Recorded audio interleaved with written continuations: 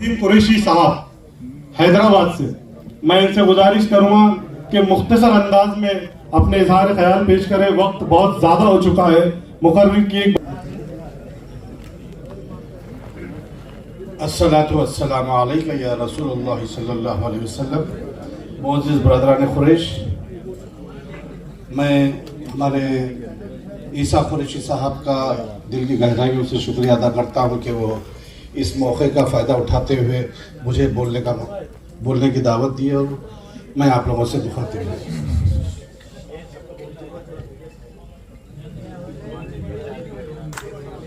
देखिए, आज जो हालात है आप लोगों के, ये दौर से हम लोग 2004 में गुजर चुके हैं।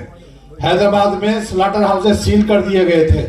उस वक्त हमने तंजीम बनाई और तहरीक शुरू की, जो हिंदुस्तान की सबसे मशहूर तहरीक हुई और हमारी तहरीक में लगभग 30,000 कुरैश बरादरी के हमारे पीछे थे।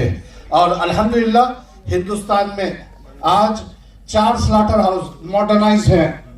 हम इसका तजुर्बा कर चुके हैं। एक स्लॉटर हाउस वाली बात बता रहा हूं मैं आप लोगों को कि वहां पर हमारे पास पानी का जो जखीरा है, जो गड्डीपेट और हिमायत सागर के नाम से मशहूर है, वो उसकी वजह से एक स्लॉटर हाउस का पोल्यूशन बोर्ड का परमिशन नहीं मिल रहा था।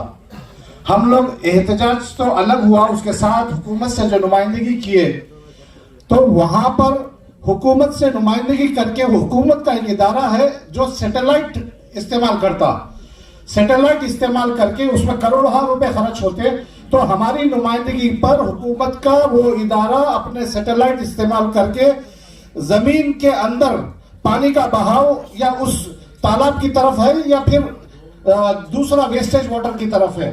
तो लगभग 4,500 साल पुराने पत्थर वगैरह उसकी मालूमात हुई और ये पता चला कि पानी का बहाव तालाब की तरफ नहीं बल्कि वो सीवरेज की तरफ है। लिहाजा पोल्यूशन कंट्रोल बोर्ड ने हमको इजाजत दी और वो आज स्लॉटर हाउस बन के मॉडर्नाइज मौजूद है। तो हमारा बोलना ये है कि मुत्तहिद रहो और नुमाइंदगी करो। आप लोग हुकूमत से नुमाइंदगी करो। ये जो कानून है ना, आपका जानवर जो पकड़े जाता, आपका ये क्रूअल्टी के तहत जब आपका जानवर पकड़े जाता, तो ये उनका कारोबार है ये जानवर पकड़ना।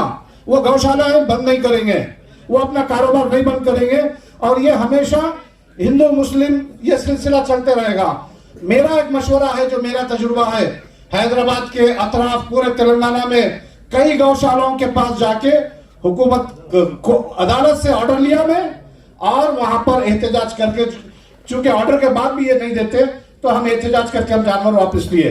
और कानून है कि जानवर आपको वापस मिलना चाहिए, पकड़ने दो उनको, मगर कानून बोलता कि आपको वापस दें।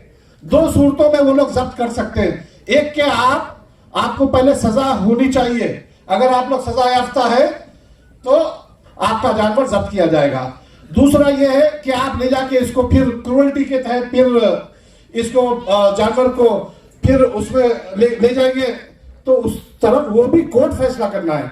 अदरवाइज 50 रुपए आप जुर्माना भरिए और जानवर वापस लाइए। और ये कानून के लिए हम लोग सुप्रीम कोर्ट में 2018 में हम पिटीशन फाइल कर चुके हैं।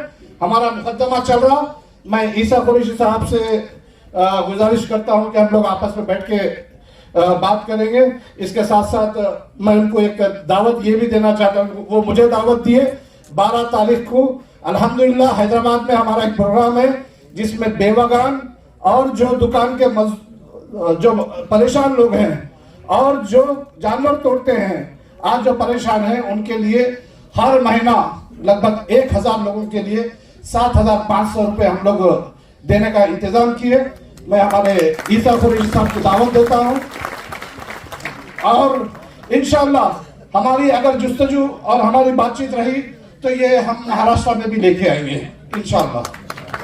से बातचीत कर रहे हैं तो इंशाअल्लाह हमारी बातचीत के तहत आप लोग को भी इंशाअल्लाह इत्तला देंगे। दूसरी चीज, जो अदालत में हमारे मुकदमात हैं, एक तो देखिए 125E का जो मसला है, जिसमें 7 जानवर का जो परमिट है, हमारा मुकदमा सुप्रीम कोर्ट में है। इंशाअल्लाह ये कानून गलत है, चूंकि असली कानून है 16 जानवर का।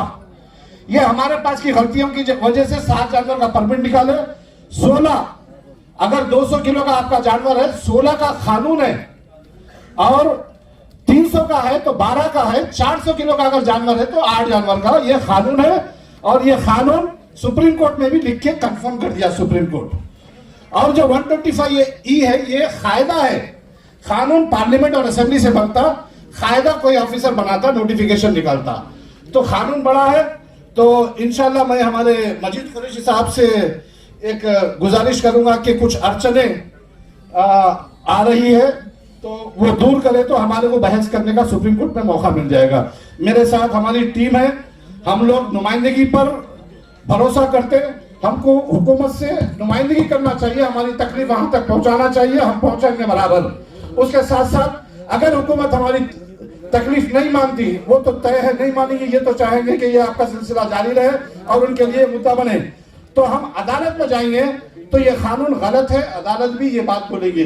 देखिए, एक मुकदमे में 2012 में 18 भैंसें पकड़ी गई थी पूना के अंदर, और उसमें 3 भैंसें मर गई। तो कोर्ट ने जो मालिक है, वो मालिक को 3 भैंसों के 5-5 हजार रुपए देने के लिए कहा, 15,000 रुपए 3 भैंसों के।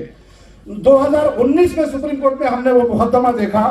आप अंदाजा लगाइए, मेंटेनेंस के पैसे उसके 71,70,000 रुपए हुए 2012 से 2019 तक। ये क्या ये नाजायज नहीं है? देखिए, कारोबार करते हम खर्चा डाल के, क्या 71 लाख, 70 लाख, 30 लाख, 35 लाख, 2 लाख, 5 लाख जो जुर्माने लगा रहे, जो मेंटेनेंस कर रहे, ये नाजायज है? ये है नाजायज है, हमको अदालत से बताना चाहिए। और इंशाल्लाह हमारी पिटीशन है, और हम यहाँ पर आपके पास जब आए हैं तो हमारी टीम, मेरे साथ मेरे फर्जंद बैरिस्टर अभी मुस्तफा कुरैशी भी हैं, और हुसाम खड़े हो जा बेटा, और हुसामुद्दीन एडवोकेट भी हैं, और भी मेरे साथियां हैं, और मेरे घर में मेरी लड़की भी एडवोकेट है। सब ये बचपन से ऐसी खिदमत करते। हम जब गौशालाओं के खिलाफ धरना देते थे, बच्चे छोटे छोटे थे, आप वेबसाइट पे देखेंगे। तो एक बार मैं एक ऑफिस में गया, तो गाय का जो रहता ना उनके भगवान के साथ, वो देख के छोटी बच्ची आवाज निकालने लगी, गौशाला बंद करो, क्योंकि नारे लगाते लगाते वो भी सीख रहे थे ये।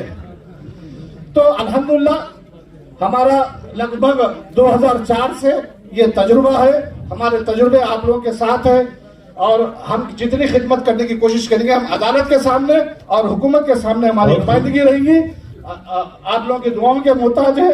बाकी आपका जो यहाँ का जो मसला है, जो मुत्तहिद हुए, ये काबिल मुबारक बात है आप लोग। शुक्रिया।